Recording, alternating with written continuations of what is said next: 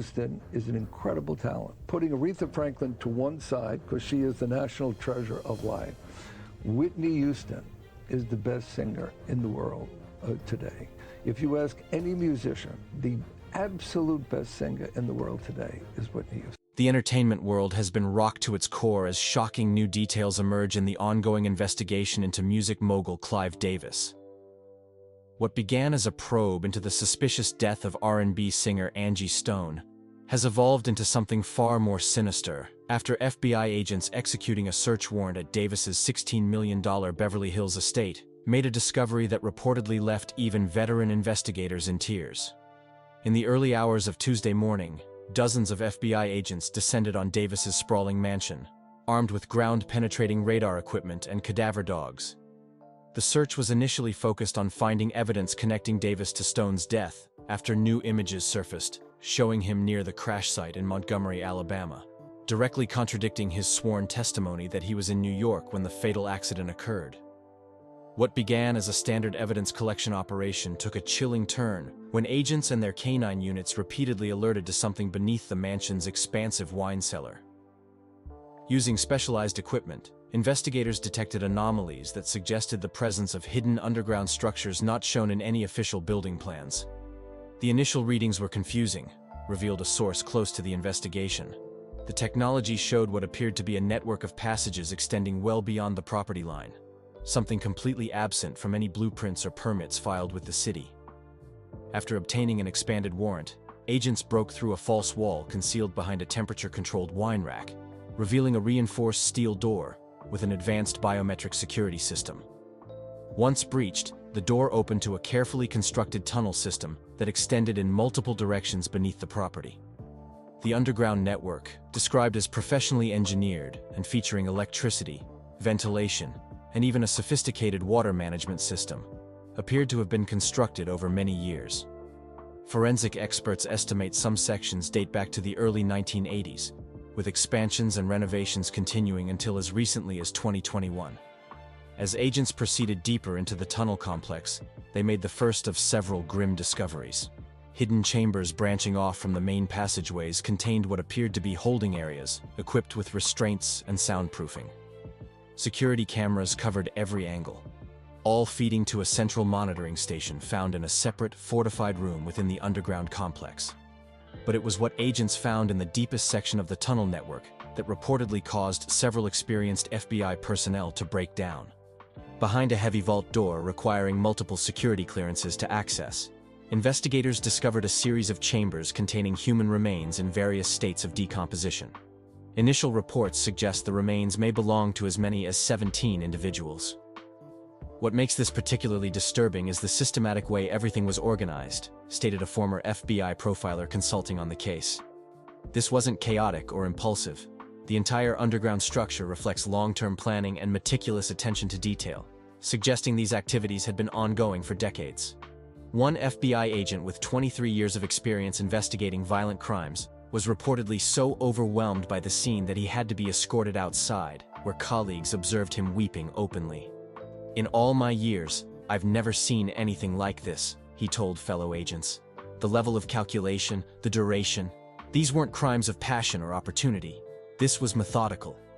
The connection to Angie Stone's death investigation became clear when agents found a hidden room containing detailed files on dozens of music industry figures, including Stone. Files recovered from this room reportedly show that Stone had been under surveillance for months before her death, with detailed notes about her activities, communications, and the financial investigation she was conducting. The evidence suggests Stone was targeted specifically because she had begun documenting financial irregularities and royalty payments, explained a law enforcement source familiar with the investigation. What's horrifying is discovering that her case appears to be just one in a pattern stretching back decades. The file on Stone was meticulous, containing photographs taken through the windows of her home, copies of her emails obtained through apparent hacking, and even transcripts of private conversations that must have been recorded using sophisticated surveillance equipment. Most disturbing was a timeline documenting her increasing interest in royalty payment structures, with entries becoming more frequent and detailed as she began consulting with forensic accountants. The final entry, dated just 3 days before her fatal crash, noted, "Subject has secured meeting with J. Wilkinson at Atlanta Journal-Constitution. Classification upgraded to Priority 1. Implement Protocol 37B." Among the most disturbing finds were ledgers dating back to the 1970s, containing names, dates, and cryptic notations that investigators believe may correspond to other victims. Many of these names match those of musicians and industry figures who died under questionable circumstances or disappeared entirely from public life. One ledger, bound in expensive leather and meticulously maintained in the same handwriting spanning decades, contained columns labeled acquisition, utilization, and disposition. Names were color-coded according to an as-yet undeciphered system, with Stone's name appearing in red, the same color designation given to Luther Vandross, Barry White, and several other artists who died after reportedly questioning financial practices. Digital forensics experts are currently analyzing hard drives and servers recovered from the underground command center. Preliminary reports indicate they contain thousands of hours of video recordings, financial records, and encrypted communications with other high-profile entertainment industry figures.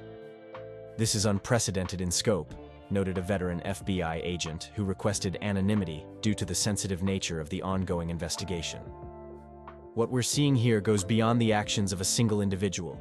The infrastructure, the financing required, the long-term planning, all of it points to an organized operation with multiple participants across the entertainment industry. The technological sophistication of the underground complex has stunned investigators. The central command room featured multiple workstations with state-of-the-art computers, wall-mounted monitors displaying security feeds from various locations, and an advanced communications system that appears designed to route signals through multiple proxies to conceal their origin. Whoever designed this wasn't just concerned with physical security," explained a cybersecurity expert called in to analyze the systems. "There are layers of digital security that suggest professional implementation. We're talking about encryption protocols that would challenge even government agencies to crack." Of particular interest to investigators are references to something called the registry, an apparent system for tracking and managing what one recovered document chillingly referred to as assets and liabilities. Forensic accounting experts are working to decode the financial aspects of this system, which appears to involve life insurance policies, royalty rights, and intellectual property ownership transfers.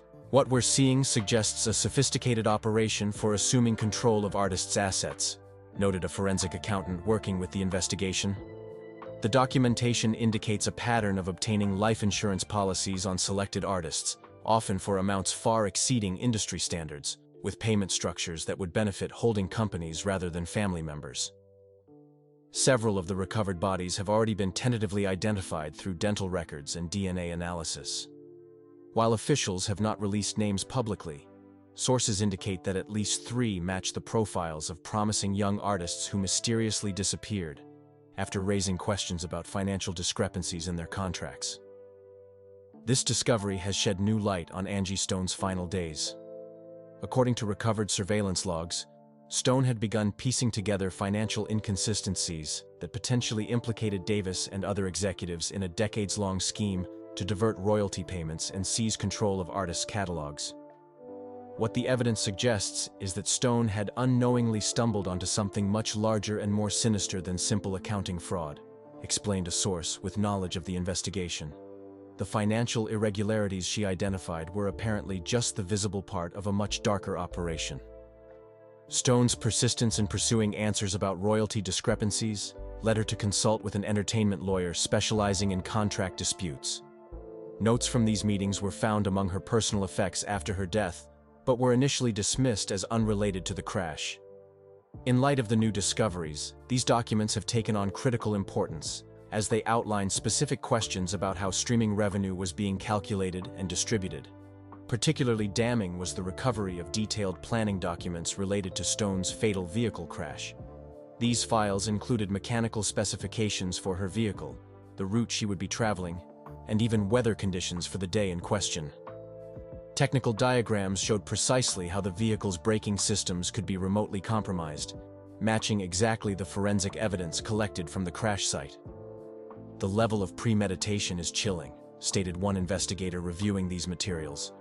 "This wasn't just an opportunity that presented itself. it was a carefully orchestrated elimination of someone who had become a threat to their operation. Even more disturbing were indications that the crash had been monitored in real time. A high-definition video recording found on one of the secured servers shows multiple camera angles of the crash site, seemingly transmitted from pre-positioned cameras. The footage includes close-ups of first responders attempting to extract Stone from the vehicle and continues until her body is removed from the scene. As the investigation expands, connections to other high-profile cases are emerging. Investigators have found references to Luther Vandross, Barry White, and several other artists who died after reportedly raising questions about royalty payments. Files labeled with Whitney Houston's name contained surveillance photos and what appear to be strategies for managing her as she became increasingly vocal about financial concerns. The Houston file is particularly extensive, revealed one source familiar with its contents. It includes transcripts of private conversations where she expressed growing frustration with financial discrepancies and her intention to conduct a comprehensive audit of her royalty statements. The file also contains what appears to be a contingency plan for addressing her as a liability if she proceeded with the audit. Most disturbing is the evidence suggesting this was not the work of a lone individual, but rather a network of powerful industry figures. Communications recovered from Davis's hidden command center reference meetings with other executives and procedures for handling artists who became problematic. These communications often used coded language, but context makes their meaning disturbingly clear. One email exchange, dated approximately 3 weeks before Stone's death, contains the cryptic message, "Subject S continues pursuit of unauthorized financial review. Standard dissuasion ineffective. Recommend escalation to Level 3 protocol, pending approval from committee." The response, from an email address investigators are still working to trace, simply states, "Approval granted. Proceed with caution. Timeline not to exceed 30 days. The discovery has sent shockwaves through the music industry, with many artists and industry professionals expressing horror at the scale and systematic nature of what has been uncovered. Several prominent musicians have come forward to share their own experiences of intimidation after questioning financial practices, creating a more comprehensive picture of how this system of control may have operated. "I always thought I was paranoid," stated one Grammy-winning artist who requested anonymity due to safety concerns. "But after raising questions about my streaming revenue calculations, strange things started happening. My home security system would trigger for no reason. I'd receive calls with no one on the other end. My computer showed signs of being accessed remotely. I eventually dropped the whole thing because I was so unsettled. Now I wonder if I was being monitored all along." The FBI has established a dedicated hotline for industry professionals who may have information relevant to the investigation. Within the first 24 hours of its operation, the line reportedly received over 300 calls, many describing similar patterns of intimidation following financial inquiries. "This isn't just about Davis," stated a former music executive who requested anonymity for safety concerns. "What they've uncovered appears to be an infrastructure designed to maintain control over artists and their work, using methods ranging from financial manipulation to much worse. The question now is how far it extends and how many people were involved." For investigators, the challenge lies in connecting the evidence found beneath Davis's mansion to specific crimes and identifying all potential victims and accomplices. Given the decades-long time span and sophisticated methods used to conceal these activities, this process could take months or even years. "The scope is absolutely staggering," admitted one official close to the investigation. "We're looking at potential crimes spanning more than 4 decades and possibly involving dozens of victims. The underground facility alone has yielded more evidence than many major investigations produce in their entirety." The forensic processing of the underground complex has required the FBI to rotate teams due to the psychological impact on agents. Those working in the chambers containing human remains are limited to 4-hour shifts and required to attend debriefing sessions with psychological support staff before leaving the site. "It's not just the physical evidence that's disturbing," explained one psychological consultant working with the investigation team. "It's the realization that this was happening literally beneath one of the most affluent neighborhoods in America, while life continued normally above ground. The cognitive dissonance of that reality is profoundly unsettling, even for experienced agents." Legal experts note that this case could potentially become one of the largest criminal prosecutions in entertainment industry history, involving charges ranging from fraud and racketeering to kidnapping and murder. The financial aspects alone could implicate major corporations and executives in a scheme that potentially diverted billions of dollars from artists to executives over decades. What we're looking at is potentially systemic corruption on an unprecedented scale, noted one former prosecutor consulting on the case. The combination of financial crimes, violent crimes, and the long-term conspiracy to conceal them creates a legal case of extraordinary complexity. The paper trail alone will take months to fully analyze. For Angie Stone's family, these discoveries bring a bitter validation of their suspicions. "We always knew there was more to her death than an accident," stated Stone's sister in an emotional press conference. "We just never imagined the horror of what was really happening."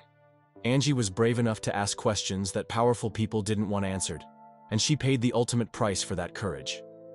The family has established a foundation in Stone's name to support artists seeking transparency in their financial relationships with labels and management. The organization will provide legal resources and financial forensic services to help artists understand their contracts and identify potential irregularities in their payment structures. Angie believed in fighting for what was right, even when it was difficult, her sister explained. "We want her legacy to be not just her incredible music, but also a movement toward greater transparency and fairness in how artists are compensated for their work." The investigation has now expanded to include financial institutions that handled Davis's accounts and property management companies that oversaw construction at his various estates. Authorities are particularly interested in identifying who designed and built the underground complex, as such extensive construction would have required specialized expertise and considerable manpower. Investigators have identified several large cash withdrawals from Davis's accounts over the years, often coinciding with periods of construction activity at the Beverly Hills property. These transactions, typically ranging from $100,000 to $500,000, were structured in ways that appeared designed to avoid triggering automatic reporting requirements. "The financial aspects of this case are almost as complex as the physical evidence," noted one forensic accountant working with the investigation. "We're seeing sophisticated methods of moving money through multiple entities to obscure its ultimate purpose. This suggests professional financial expertise was involved in concealing these activities." Law enforcement agencies worldwide have joined the investigation, as evidence suggests potential victims may include artists from multiple countries. Interpol is coordinating with the FBI to review cold cases involving musicians who disappeared or died under questionable circumstances after business dealings with Davis or his associates. What we're seeing is potentially a decades-long pattern of silencing artists who raised questions about financial practices, noted one international investigator. This crosses jurisdictional boundaries and potentially involves victims from at least 7 countries that we've identified so far. Authorities in the United Kingdom have reopened investigations into the deaths of 2 British musicians who had contracts with labels connected to Davis. Both artists died in apparent accidents after expressing concerns about their royalty payments and requesting detailed accounting of their earnings. Industry veterans have noted that Davis's power and influence within the music business gave him unprecedented access to vulnerable young artists. "When you're dealing with someone of his stature, someone who can make or break careers with a single decision, the power imbalance is extreme," explained a veteran music producer. "Artists who might have suspected something was wrong would still think twice before speaking out against someone like Clive." The psychological dynamics of the music industry created perfect conditions for exploitation, according to experts in organizational psychology consulted by investigators. Young artists, often from disadvantaged backgrounds and without business experience, would be particularly vulnerable to manipulation by powerful industry figures who controlled access to their dreams of success. "The system is designed to foster dependency," explained one consultant. "Artists are made to feel grateful for the opportunity, encouraged to trust their representatives implicitly, and often isolated from independent advisors who might question contractual arrangements. It's an environment ripe for exploitation." The underground complex itself has become the focus of intense forensic scrutiny. Architectural analysts and construction experts are examining how such an elaborate structure could have been built without raising red flags with local authorities. Initial assessments suggest the tunnels were constructed in phases over many years, possibly disguised as routine renovations or maintenance work. The level of planning here is extraordinary, stated a structural engineer consulting on the case. These aren't crude tunnels.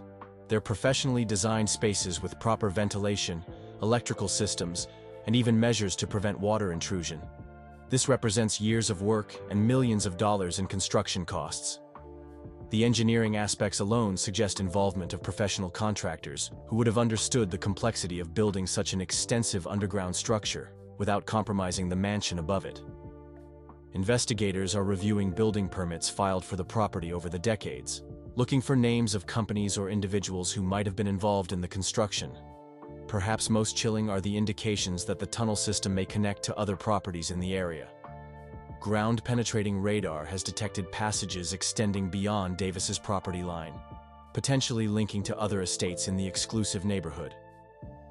Authorities have obtained warrants to investigate these connections, raising the possibility that the underground network may be more extensive than initially thought. The implications of these potential connections are deeply troubling, stated one investigator. If these tunnels do indeed link to other properties, it suggests a level of coordination and complicity that extends well beyond a single individual. As night falls on the third day of the investigation, the full horror of what lies beneath the mansion continues to unfold. Forensic teams work in shifts, processing each chamber methodically while psychological support staff remain on site to assist investigators dealing with the emotional toll of the discoveries. For the music industry, this case represents a reckoning long in coming, a lifting of the veil on practices that have allegedly exploited artists for decades. For the victims and their families, it offers the first step toward justice, however delayed and painful that process may be. And for Angie Stone, whose death investigation inadvertently led to this discovery, there is the tragic recognition that her final act of courage in questioning financial discrepancies may ultimately bring to light a system of exploitation and violence that has remained hidden for far too long. As one investigator noted, staring at the entrance to the tunnel network, "We've seen a lot in our careers, but nothing prepares you for something of this magnitude. This isn't just about solving crimes anymore. This is about finally exposing a darkness that has existed in the entertainment industry for generations."